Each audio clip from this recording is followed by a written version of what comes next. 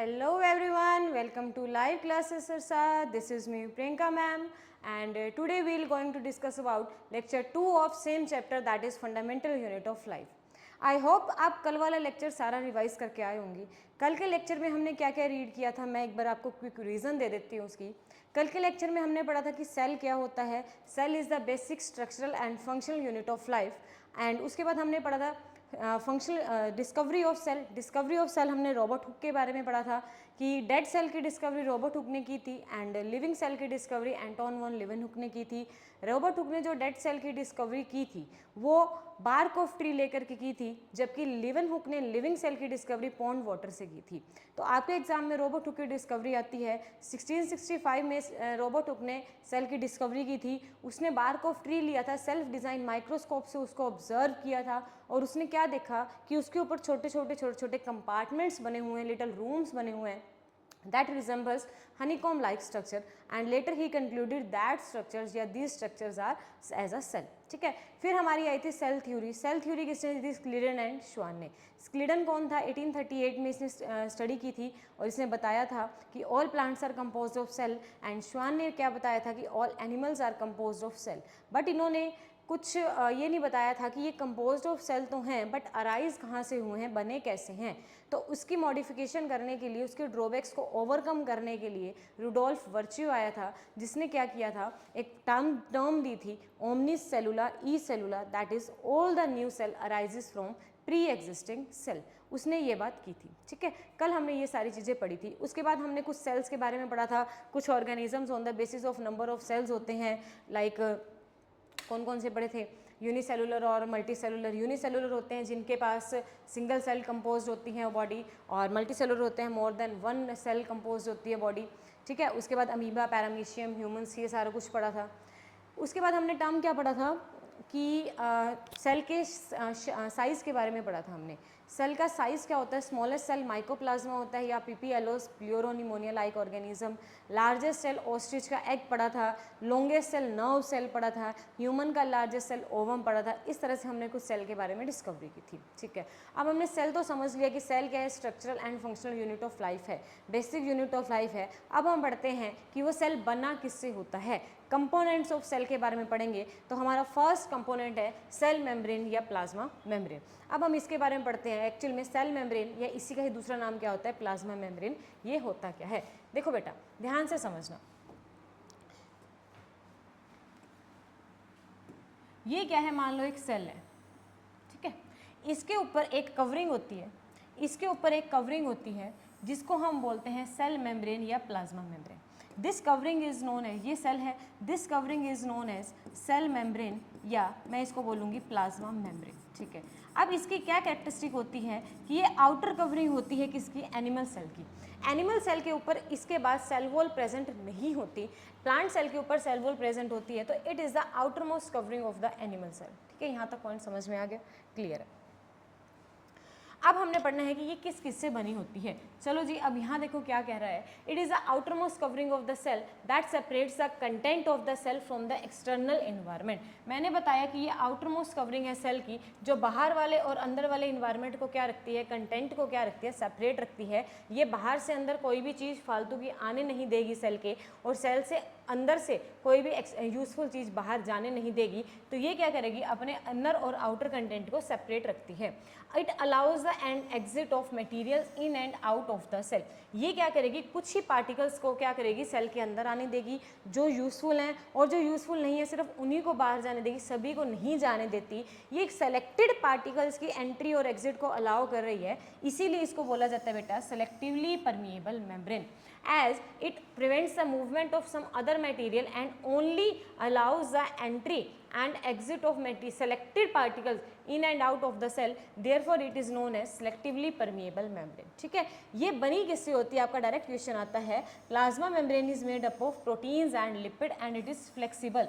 तभी आने देगी, जाने देगी. अगर ये हार्ड होगी तो किसी भी चीज़ को आने नहीं देगी. ये फ्लेक्सिबल होती है और किसकी बनी हुई है? प्रोटीन एंड लिपिड की. ठीक है.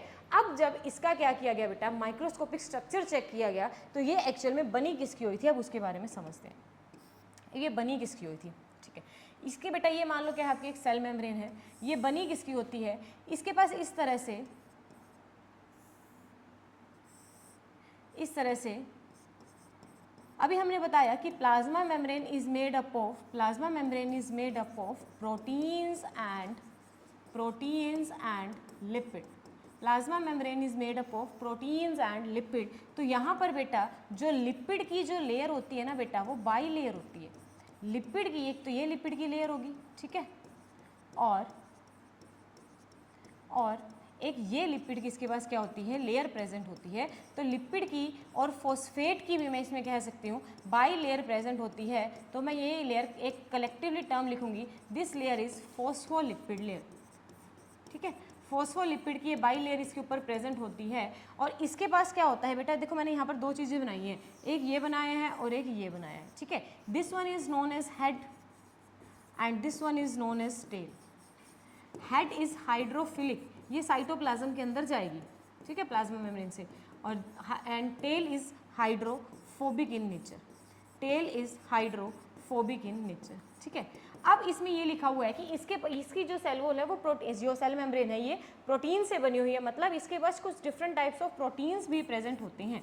इसके पास कुछ डिफरेंट टाइप्स ऑफ प्रोटीन्स भी प्रेजेंट होते हैं। कौन कौन से प्रोटीन प्रेजेंट होते हैं बेटा, दो टाइप के प्रोटीन प्रेजेंट होते हैं।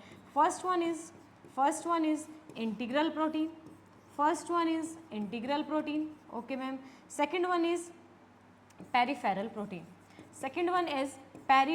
प्रोटीन। अब ये होते क्या हैं एक्चुअल में, ये जैसे वो हमारी बुआ है, हम इसको ये लगा सकते हैं, मतलब हमारे वो रिश्तेदार है। इंटीग्रल प्रोटीन, इंटीग्रिटी मतलब जो परिवार में आगे रहेंगे, ठीक है, चाहे उन्होंने काम खराब करना हो चाहे बनाना हो, ये वो रिश्तेदार हैं जो परिवार में आगे रहेंगे, बिल्कुल जुड़े रहेंगे परिवार के अंदर से।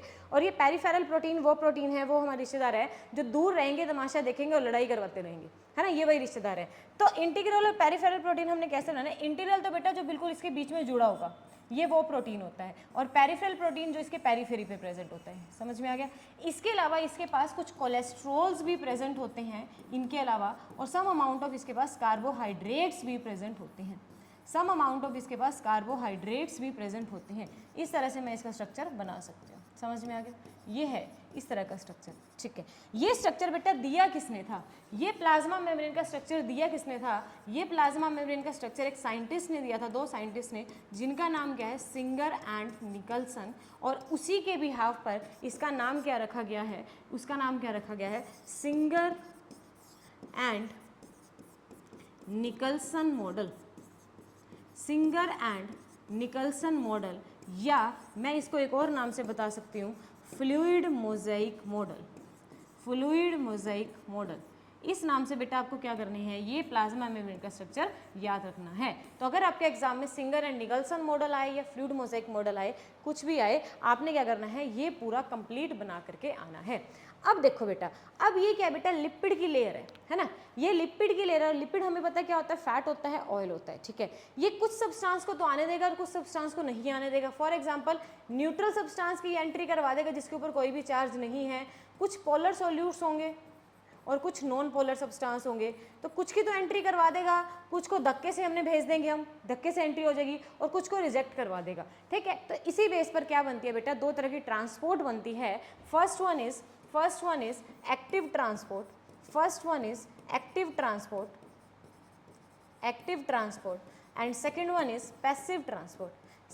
Is passive transport. Active transport वो ट्रांसपोर्ट होती है बेटा जिसमें अगर मुझे सोल्यूट को पास करवाना है तो मुझे एनर्जी देनी पड़ेगी। मान लो कोई ऐसा पोलर सोल्यूट आ गया जिसके ऊपर चार्ज है, अब चार्ज लिपिड नहीं ले पाएगा, उसको नहीं अंदर जाने देगा, तो हमें धक्के से उसको क्या करवाना पड़ेगा, अंदर भेजना पड़ेगा, बिकॉज वो सेल की रिक्वायरमेंट है। तो हमें उसके लिए एनर्जी भी देनी पड़ेगी। जैसे एक छोटा सा गेट है, एक डोर है, और उसमें से एक बहुत मोटा बंदा निकल रहा है, तो उसको हमें पास करवाना है तो हमें धक्का लगाना पड़ेगा ना, बस वही चीज़ है। तो उस केस में एनर्जी लगेगी, और जिस ट्रांसपोर्ट में एनर्जी लगती है उसे बोलते हैं एक्टिव ट्रांसपोर्ट। और जबकि न्यूट्रल सोल्यूट नॉर्मली मूव कर देंगे because they don't have any charge, therefore this is known as passive transport. तो ये वाला कंप्लीट मॉडल हमने किसका लिख के आना है, सिंगर एंड निकलसन मॉडल, या फ्लूइड मोज़ाइक मॉडल, या structure of plasma membrane. Clear है, पॉइंट क्लियर है। तो यही है, देखो बेटा, ये आउटर कवरिंग है सेल मेम्ब्रेन जिसको बोल रहे हैं, और ये रहा इसका स्ट्रक्चर। क्लियर है पॉइंट यहाँ तक। तो ये था जी प्लाज्मा मेम्ब्रेन, ठीक है बेटा। अब आगे देखते हैं क्या है। अब हमने पढ़ना है कि इसके अंदर जो सब्सटेंस मूव करते हैं एक्चुअल में वो करते कैसे हैं। तो दो स्टेप से, दो प्रोसेस से सब्सटेंस मूव कर सकते हैं, डिफ्यूजन एंड ऑस्मोसिस से। अब हमने याद क्या रखना है सबसे पहले कि डिफ्यूजन से कौन कौन से सब्सटेंस मूव करेंगे एंड ऑस्मोसिस से कौन कौन से सब्सटेंस मूव करेंगे। एक्चुअल में डिफ्यूजन होता क्या है? Diffusion is the movement of substance from higher concentration to lower concentration. जैसे कि मान लो यहाँ पर गर्मी बहुत ज़्यादा है बट उस जगह पर ठंड है, ठीक है, तो गर्मी क्या करेगी, जो हीट होगी वो ट्रैवल करके वहाँ तक पहुँच जाएगी, मतलब हाई कंसंट्रेशन से लो कंसंट्रेशन की तरफ सब्सटेंस मूव करे, उसी प्रोसेस को क्या बोलते हैं? डिफ्यूजन। एंड सिमिलरली हाई से लो की तरफ मूव करेगा बट बीच में एक ऑब्स्टेकल को पास करके, सेमी परमिएबल मेम्ब्रेन को पास करके, उसे बोलते हैं ऑस्मोसिस। जैसे हमारा आरओ है, आरओ में पानी आता है फिल्टर पेपर से, जो कैंडल लगी होती है फिल्टर होकर के आता है, मतलब वो सेमी परमिएबल मेम्ब्रेन है, सारी चीज़ों को फिल्टर करके आगे भेजती है, दैट इज ऑस्मोसिस। अब याद करने का यही तरीका है कि ऑस्मोसिस, मैंने भी आरओ, रिवर्स ऑस्मोसिस आरओ, उसमें पानी जाता है ना, तो ऑस्मोसिस में सिर्फ और सिर्फ किसकी डिफ्यूजन होती है बेटा? वाटर की डिफ्यूजन होती है, जबकि डिफ्यूजन में मूवमेंट होती है सॉलिड, लिक्विड एंड गैस, तीनों की मूवमेंट हो सकती है। क्लियर है पॉइंट? तो गैसेस एक्सचेंज ज़्यादातर डिफ्यूजन से होते हैं और लिक्विड एक्सचेंज मोस्टली ऑस्मोसिस से होती है। तो gases exchange takes place from a region of higher concentration to a region of lower concentration, and movement of water from a region of higher water concentration through a semi-permeable membrane to a region of lower water concentration is known as osmosis। जैसे यहाँ भी देखो selectively permeable लगा रखी है membrane, ठीक है, तो सारे पार्टिकल्स नहीं आएंगे, जो रिक्वायरमेंट है वही आगे ट्रेवल कर पाएंगे। समझ में आ गया? तो ठीक है, it occurs only in the liquid medium, it can occur in any medium, it requires a semi permeable membrane, it doesn't require any semi permeable membrane. This is the differentiate between osmosis and diffusion. तो यहाँ से हमारा एक question बन करके आएगा, क्या how does substance like carbon dioxide and water moves into the cell? क्या बोल रहा है कि how do substance like CO2 and water moves in and out of the cell? अब वो क्वेश्चन पूछ रहा है कि CO2 और वाटर किस तरह से मूव करते हैं, उसके बारे में हमने बताना है। तो CO2 और वाटर बस मूव करना है, मूव मतलब ट्रांसपोर्ट करना है। ट्रांसपोर्ट दो ही हिसाब से होती है, ऑस्मोसिस से या डिफ्यूजन से। अब CO2 क्या है? CO2 गैस है, गैसेस मूवमेंट कहाँ से होती है? डिफ्यूजन से। वाटर क्या है? लिक्विड की मूवमेंट कहाँ से होती है? ऑस्मोसिस से। तो हेडिंग बना के डिफ्यूजन और ऑस्मोसिस के बारे में एक्सप्लेन करेंगे और इसको कंप्लीटली आंसर लिखा जाएंगे। समझ में आ गया यहाँ तक क्वेश्चन? क्लियर है ऑस्मोसिस और डिफ्यूजन का प्रोसेस? ठीक है ma'am.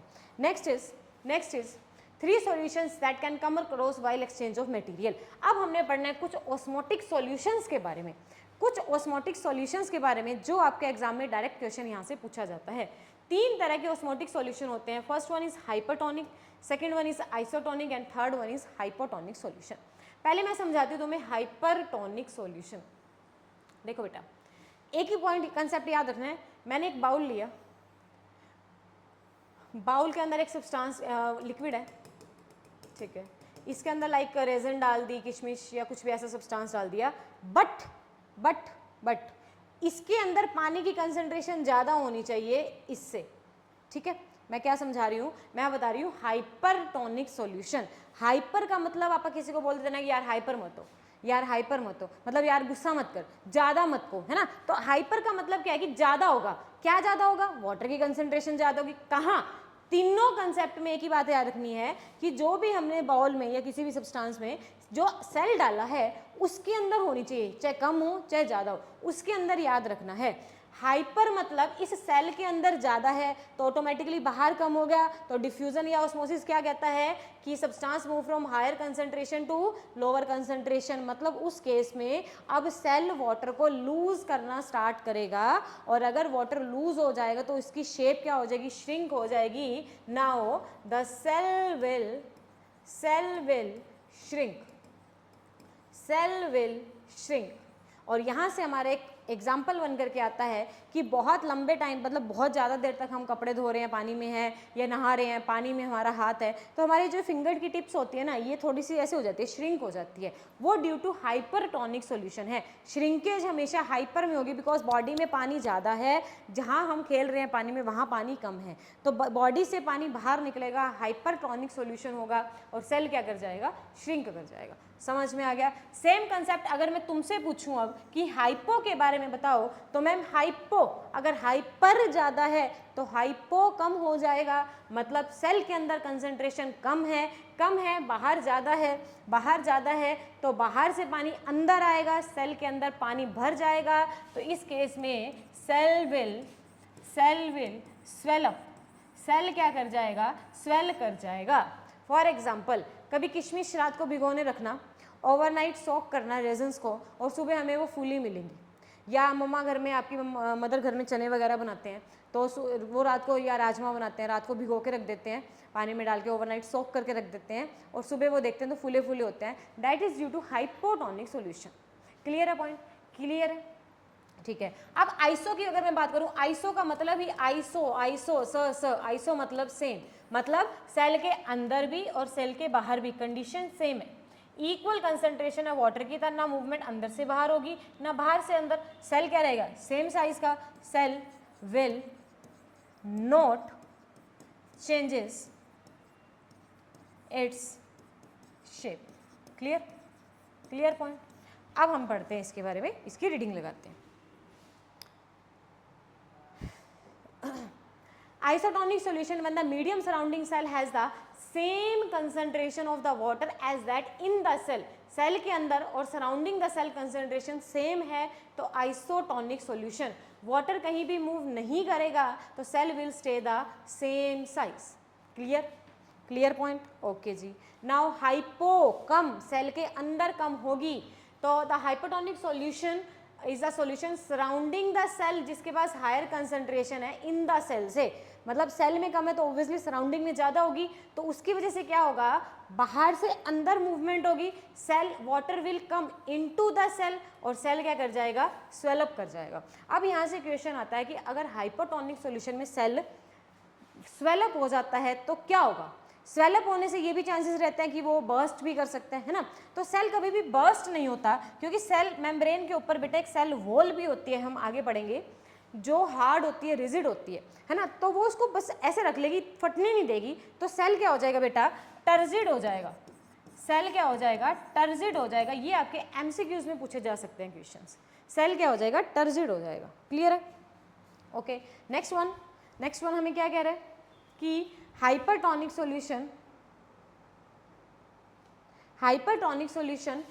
when the medium surrounding the cell has the lower concentration, मतलब बाहर कम है, that in the cell मतलब सेल में ज़्यादा है, that is hypertonic solution. This time more water leaves the cell, cell lose करेगा वाटर को और सेल क्या कर जाएगा, श्रिंक। अब ये ऐसे हो गया ढीला सा, अब इस ढीले से को क्या बोलते हैं बेटा, फ्लैसिड।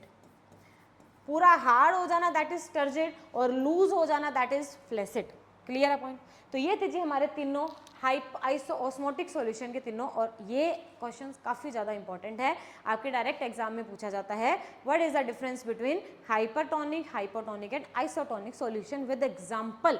विद एग्जाम्पल अगर पूछे तो हाइपर में क्या हुआ, अंदर ज़्यादा है मतलब श्रिंक करेगा, और श्रिंक हमारा कौन करते हैं, फिंगर टिप्स का एग्जाम्पल देंगे। और फूलेगी कौन, रेजिन्स फूलती है, तो हाइपो में रेजिन्स का एग्जाम्पल दे देंगे। ये हमने पॉइंट्स इसमें याद रखने हैं। क्लियर है पॉइंट?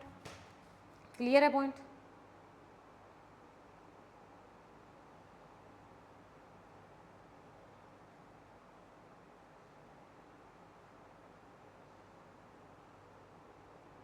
डन?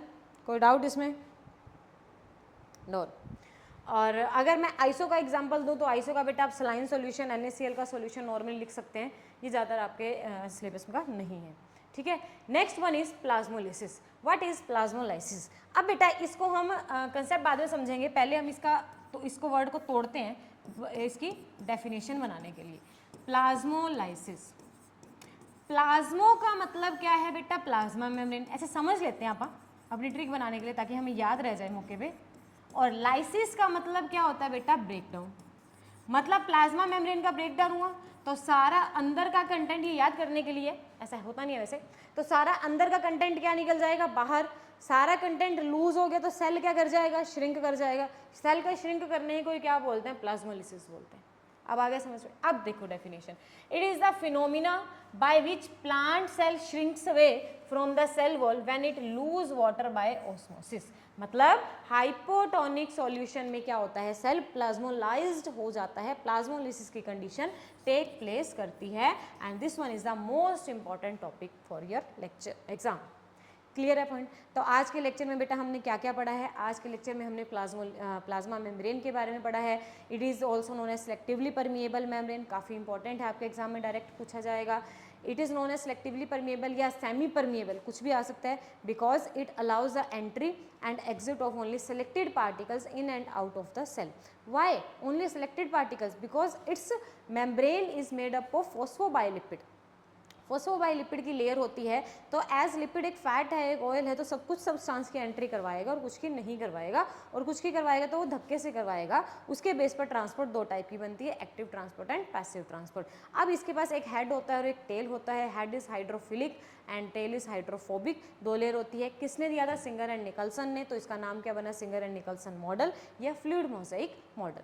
यहाँ तक हमने पढ़ा था। फिर हमने उसके बाद पढ़ा कि इस प्लाज्मा मेम्ब्रेन से कार्बन डाइऑक्साइड और वाटर की ट्रांसपोर्ट कैसे होती है, by two processes, osmosis and diffusion. फिर हमने ऑस्मोसिस और डिफ्यूजन का डिफरेंस पढ़ा है। डिफ्यूजन किसी भी मीडियम में हो सकती है, ऑस्मोसिस सिर्फ लिक्विड मीडियम में होती है। दोनों में low to higher to low concentration movement होती है, बट ऑस्मोसिस में सेमी परमिएबल मेम्ब्रेन के थ्रू एंड डिफ्यूजन में डायरेक्ट होती है। फिर हमने पढ़े थे कुछ ऑस्मोटिक सॉल्यूशन, कुछ 3 टाइप्स के पढ़े थे, हाइपर, हाइपो और आइसो। हाइपर में हाइपर अंदर, सेल के अंदर ज़्यादा होगा, बाहर कम, तो सेल के अंदर से बाहर मूवमेंट होगी, सेल श्रिंक कर जाएगा, और श्रिंकेज होने की कोई क्या बोलते हैं, प्लाज्मोलाइसिस। ठीक है। हाइपो पो मतलब कम, अब सेल के अंदर कम है, बाहर ज़्यादा है, तो बाहर से अंदर मूवमेंट होगी वाटर की, तो सेल स्वेलअप कर जाएगा। एंड आइसो में क्या रहेगा, आइसो, सो मतलब सेम, दोनों साइड सेम कंसंट्रेशन है, मूवमेंट नहीं होगी, तो सेल का साइज क्या रहेगा, सेम रहेगा। तो आज के लेक्चर में जितने भी क्वेश्चंस मैंने तुम्हें बताए हैं, किए हैं, वो आपके एग्जाम में डायरेक्ट आने वाले क्वेश्चन है विद एमसीक्यू। तो इसको अच्छे से पढ़ना, कोई डाउट हो कमेंट सेक्शन में अपना जो डाउट होगा वो ड्रॉप करना, आपके सारे डाउट्स लिए जाएंगे। Thank you and have a nice day.